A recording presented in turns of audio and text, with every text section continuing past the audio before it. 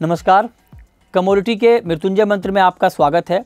और आज हम इसमें बात करेंगे कच्चे तेल की क्रूड की बात इसलिए क्योंकि ओपेक प्लस यानी जो क्रूड उत्पादक देशों के संगठन हैं, ओपेक प्लस जिनको हम कहते हैं, ओपेक प्लस ने 26 नवंबर को होने वाली अपनी बैठक को टाल दिया है और अब ये बैठक 30 नवंबर को होगी। ये बहुत सरप्राइज़ मूव है ओपेक प्लस की तरफ से, ऐसा आमतौर पर होता नहीं है। और ओपेक प्लस के इस फैसले के बाद क्रूड मार्केट में ज़बरदस्त उठापटक का माहौल बना। तो अब सवाल यह है कि आखिर ओपेक प्लस ने मीटिंग की तारीख को क्यों बदला, इसके पीछे का मकसद क्या है, तेल उत्पादन को लेकर आगे क्या होगा और जो भी फैसला होगा ओपेक प्लस की तरफ से उसका क्रूड कीमतों पर क्या इम्पैक्ट होने वाला है, इसी पर हम डिटेल में आपको बताएंगे। तो सबसे पहले आपको बताते हैं कि क्रूड में आखिर हुआ क्या। हुआ ये कि बुधवार रात को जब ये खबर आई कि ओपेक प्लस की मीटिंग टल गई है, उसके बाद क्रूड का मार्केट एक झटके में 4% से ज़्यादा बढ़ गया। हालांकि उसके बाद कुछ रिकवरी आई और भाव फिर 2% के आसपास रिकवरी भी हुआ, लेकिन जब 4% गिरा तो 79 के आसपास आ गया था ब्रेंट। WTI क्रूड 75 के नीचे आ गया था। उसके बाद गुरुवार के कारोबार में भी करीब 1 से 1.5% की गिरावट कच्चे तेल में दिखी और 81 के नीचे ब्रेंट ट्रेड करता हुआ दिखा और 76 के नीचे WTI क्रूड।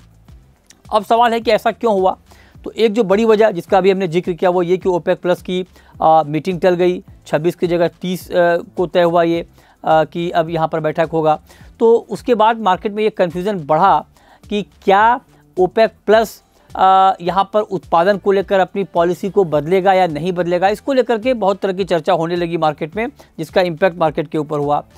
मार्केट को ये लगने लगा कि शायद ओपेक प्लस में उत्पादन कटौती बढ़ाने को लेकर सहमति नहीं बन पा रही है, जो खबरें आ रही हैं उससे मार्केट के ऊपर दबाव बना।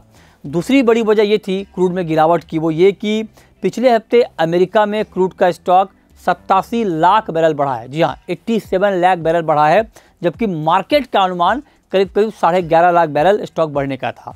तो बाजार के अनुमान के मुताबिक स्टॉक काफ़ी ज़्यादा बढ़ा, इससे भी क्रूड का मार्केट दबाव में दिखा। और इन सब के अलावा एक बड़ी वजह यह भी कि इजराइल और गाजा के बीच जो सीज़ फायर का फैसला हुआ उससे भी कच्चे तेल में गिरावट आई, क्योंकि सप्लाई जो ग्लोबल मार्केट में कम होने की आशंका पहले जाहिर की गई थी, वो चिंता थोड़ी कम हुई। ये तो बात हो गई कि क्रूड में क्या हुआ, हमने बताया आपको, क्यों हुआ ये बताया। अब सवाल है कि आखिर ओपेक प्लस की मीटिंग टली क्यों, बैठक टली क्यों। तो खबर ये आ रही है सोर्सेज के हवाले से ग्लोबल मार्केट में कि जो मेंबर देश हैं ओपेक प्लस के, उनके बीच उत्पादन कटौती को लेकर सहमति नहीं बन पा रही है। और ख़ास करके अफ्रीकी देश जो कम क्रूड पैदा करते हैं वो कटौती पर सहमत नहीं हो रहे हैं, ऐसी खबरें आ रही हैं। अंगोला, कांगो, नाइजीरिया जैसे देश अब उत्पादन बढ़ाना चाहते हैं, तो इसको लेकर सहमति नहीं बन पा रही है। दूसरी तरफ जो बड़े उत्पादक हैं सऊदी अरब ओपेक के और गैर ओपेक के रूस, ये एक्सपर्ट्स कह रहे हैं कि ये दोनों देश उत्पादन और घटाने के पक्ष में हैं, छोटे देश उत्पादन बढ़ाने के पक्ष में हैं। तो सहमति नहीं बन पा रही है, जिसकी वजह से इस बैठक को टालना पड़ा। अब सवाल है कि आगे होगा क्या।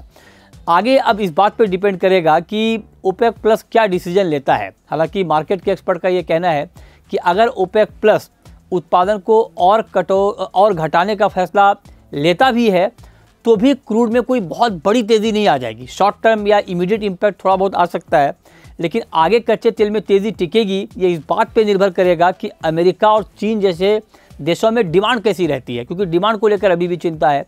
तो लिहाजा जब तक डिमांड के मोर्चे पर कोई बड़ी खबर नहीं आती है तब तक कोई बड़ा इम्पैक्ट नहीं होने वाला है। लेकिन दूसरी तरफ अगर ओपेक प्लस की तरफ से ये फैसला हो जाए कि अभी उत्पादन कटौती को और नहीं बढ़ाया जाएगा, कुछ बढ़ाने जो दबाव अफ्रीकी देशों की तरफ से बनाए जा रहे हैं, अगर उनकी बातों को मान लिया गया, तब कच्चा तेल आपको और टूटता हुआ और गिरता हुआ दिख सकता है।